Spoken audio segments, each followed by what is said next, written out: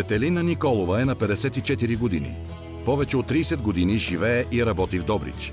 Завършила е висшето си образование в Икономическия университет във Варна. По професия е икономист.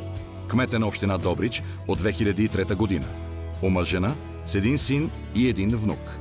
Аз обичам Добрич и правя всичко възможно той да се развива като европейски град. През двата мандата като кмет, Детелина Николова направи много за подобряването на финансовата стабилност на община Добрич.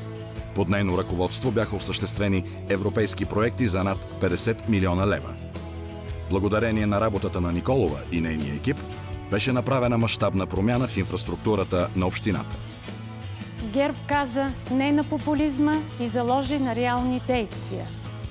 Ще направя всичко възможно за решаването на проблема с водоснабдяването на града.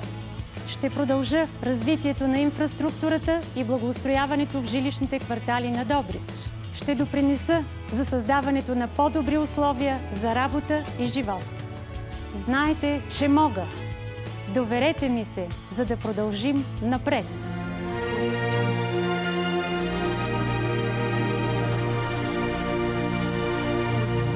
Купуването и продаването на гласове е престъпление.